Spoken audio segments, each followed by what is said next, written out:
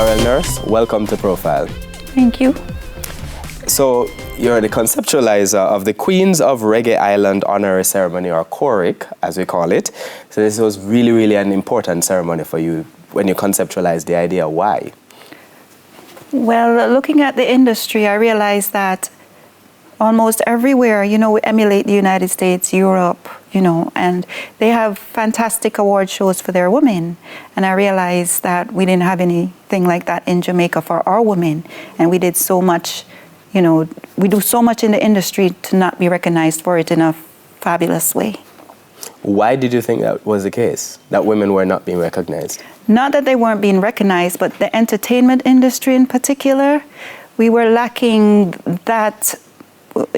From my observation, we were lacking that night just for us. When you think of the kind of work that you had to do to get this done, because you had the idea for a while, how do you feel when you actually achieved it?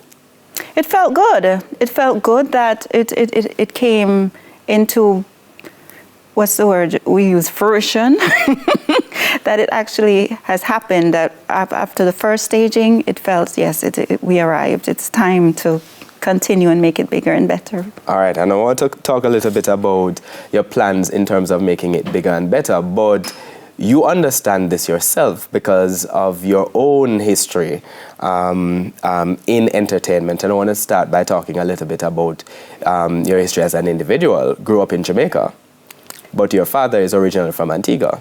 Well, I grew up in both islands in my childhood. I went back and forth until finally I even passed my common entrance to go to Antigua Girls High School from that, from that age. And then my parents, my father and my stepmother divorced, and so I had to come back to my real mom in Jamaica. And then they migrated to America, and then I went behind them because I was on their position. Now, this sort of growing up back and forth, different sort of households, your father, your grandmother, your mother, what did you understand this to be disruptive as a child, or you were just kind of moving around? Well, as a child, you can't really control what happens to you when your parents are in charge until you become an adult yourself. So for me, it was just going along with whatever my parents were doing. So for me, it was just growing up however I was growing up, and I was enjoying some of it and some of it not. But it was a good experience actually to not be so stable in just one position all the time. I think contributed to me being the type of person I am right now, I can identify with a lot of people in their situations, and it also helped in my nursing career. All right, I want to talk a little bit about the nursing career later on, but at this juncture, the link to the entertainment career and what you're doing right now, because you've been singing from very, very early on. Yes. When did you start singing? Well, I could say from the womb. My dad played guitar. He also sang calypso.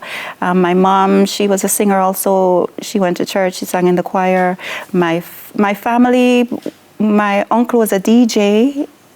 My other uncle, he played in a band.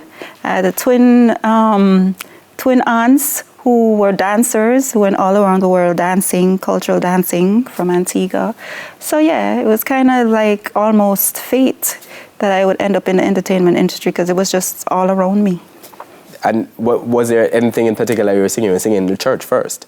I sang anything. I sang gospel stuff off the radio. The radio was my friend. So I sang anything. I just sang. No, at the same time, while you're doing, you're growing up and singing, you say you have this life in which you're moving between different kinds of households, particularly when you come to becoming a teenager, you described those years as traumatic. Why do you say that? Antigua is a very Americanized society, even though it's in Antigua. A lot of Americans own businesses there and so on from then. So I had a cable TV. My stepmother was a manager at a hotel there, so I was I had a nice life, So leaving that from the divorce and coming to Jamaica, my mom was on the poorer side of the social, and I found it a bit hard because I had to do stuff I wasn't used to, but I appreciate all of that now. My mom was actually a helper compared to my dad, who was, so it was two different scenarios. So her being a helper, I had to learn what her job was: cook, iron, clean, all these chores in the house, which everyone should know anyway. But I felt like very Cinderella-ish because I was the oldest one. I was her first child. And I felt like because of what happened with her and my dad, I got the bitter end of the stick compared to my other siblings. So I felt very, victimized, because I wasn't treated well in my household coming back to Jamaica. But throughout that, I still managed to, I guess, I went to St. Andrew High School, and no one would have guessed that was my household situation. Not chores. I wouldn't even say chores but it was traumatic where I would fear my mom coming home. What did I do now? What am I going to get beatings about? It was very bad for me. I took a lot of that out in singing and acting at school. I was a prefect. I did a lot of things I loved being outside of the home, and I excelled outside the home. So on one hand, you have all of these different, traumatic things happening to you, but on the other hand, it's also sort of paving the way for where you want to go next, and that's what we're going to be talking about. But we have to take our first break. On Profile, my guest is Laurell Nurse. She's the conceptualizer and executive director of the Queens of the Reggae Island Honorary Ceremony, QORIHC. And we're back with you on the other side of these messages.